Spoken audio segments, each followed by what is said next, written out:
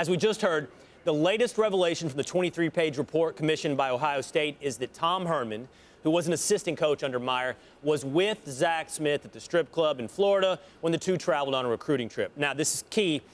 Head coach now of Texas, Herman, was rumored to be the tipster in the investigation, which led to the reporter doing the story. But both Brett McMurphy, the original reporter, and Tom Herman have denied that rumor, that he had anything to do with the story. So I'm going to put this to you, Paul. What do you make of all this? How does it make everyone look here?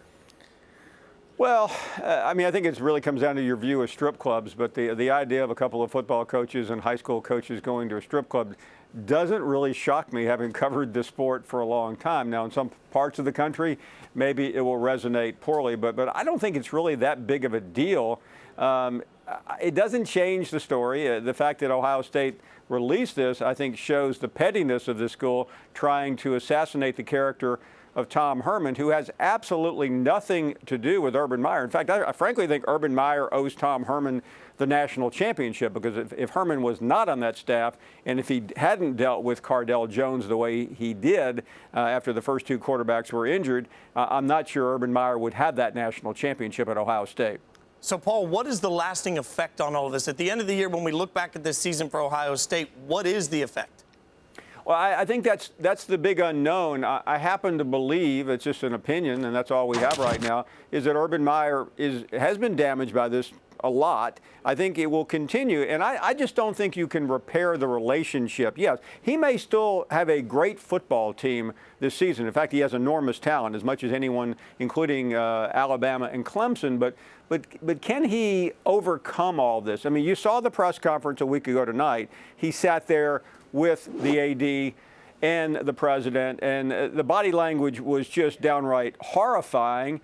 I don't think Urban Meyer is going to coach at Ohio State after this year. I think Urban Meyer will do what he has always done when the pressure is thick. He'll find a way to quit. Where do you think he'll go? What will happen with Urban Meyer in your estimation, Paul? Well, I mean, I think he has been damaged, but I still think he's a very valuable commodity, whether it's the NFL, and I'm not sure NFL locker rooms are going to put up with Urban Meyer, but someone will hire him. It's worth remembering, and I'm not trying to get into Brian Kelly's career, but Urban Meyer one time always was rumored to be heading to Notre Dame. That was his dream job. Hard for me to believe, as soon as I say that Notre Dame would want anyone like Urban Meyer right now with the credibility shattering that he has taken. Paul, let me open this up. I'll bring the three of us here. So I share your point of view, by the way. I don't know that going to a strip club is a particular unique thing, unique to any particular coaches, and I don't know how indictable it is. It is key, though, I think, right, if high school coaches on that trip were comped, if it was some kind of recruiting violation. But to me, Jason, Paul, what I'm trying to figure out is why, of all the things Ohio State is willing to confirm, you talked about it, Paul, They didn't put that report out until after they'd taken the stage. They dodged every question, but the one thing they're willing to go on the record about is, oh, yeah, Tom Herman was there. Seems like a shiny object, a distraction. Yeah, I agree. And, you know, the obfuscation that we've seen from Urban Meyer, now that you're starting to read the text, Will and Jason, he just comes off. I mean, you can't come off much worse than he came off last week, but I think he actually does when you start seeing the communication that Urban had with his agent, Trace Armstrong, the deception that was formulated. He's taken it to new heights, but Jason, by the way, they're voluntarily bringing this out, which just shows that they're trying to deflect, and that's all that's really all they can do, because they certainly can't defend Urban Meyer. Well, Paul, nothing deflects better than winning, right? And realistically, Exactly. You mentioned it earlier, they're a stacked team this year. They have a shot at a national championship.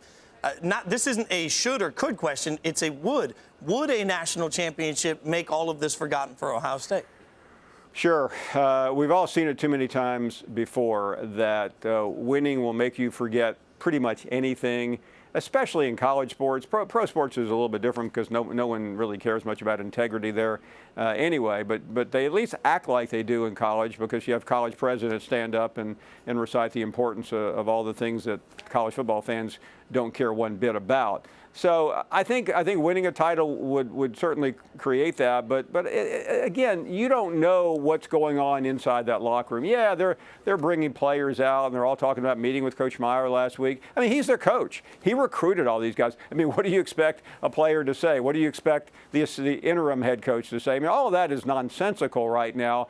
But it's just hard for me to imagine, though, that Urban Meyer's probably sitting at home right now watching us, because you know that he's obsessed with every single thing that is said about him, how it hasn't taken a tremendous toll. I mean, this is a coach who, remember, the university, as an excuse in their 23-page report, said he just couldn't remember a lot of things. So he has very selective memory, and I'm not suggesting anything, but I'm suggesting more than anything else, though, that he will not be around much longer.